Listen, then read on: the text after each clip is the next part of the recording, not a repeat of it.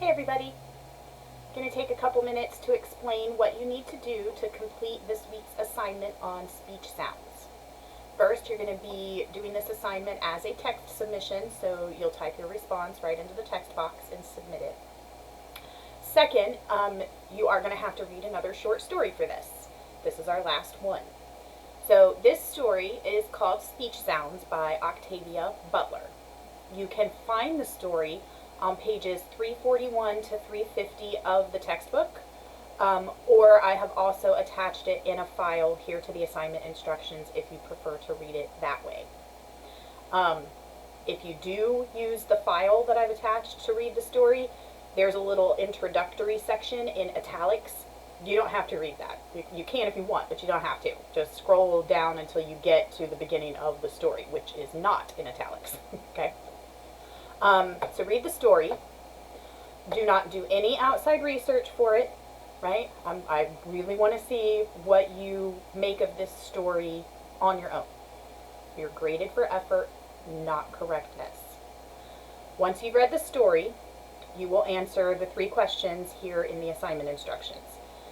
Question 1 is, what details in the first 2 paragraphs let the readers know that the story takes place in the future following some breakdown in society?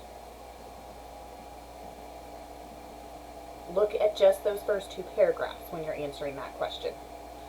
What does the author give us right away in those first 2 paragraphs that are clues that this story is happening sometime in the future?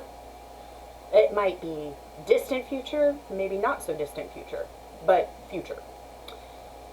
How do we know that it's happening in the future, and how do we know that there's been some sort of breakdown in society? Something big has happened.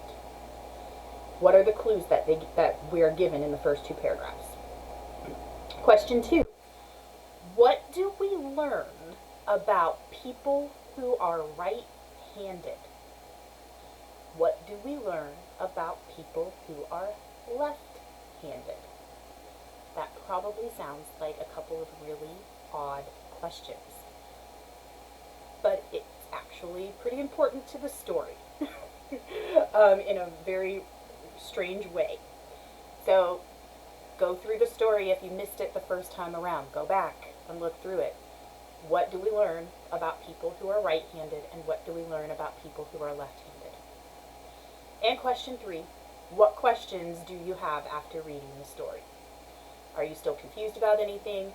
Or did you understand it but just still have general questions about, maybe what happened afterwards, right? Or did it make you think about other things that you're now questioning? All right, so answer those 3 questions. Again, no outside research. It's due Sunday at 11:59. If you have any questions or run into any problems, let me know. Otherwise, you're free to get started.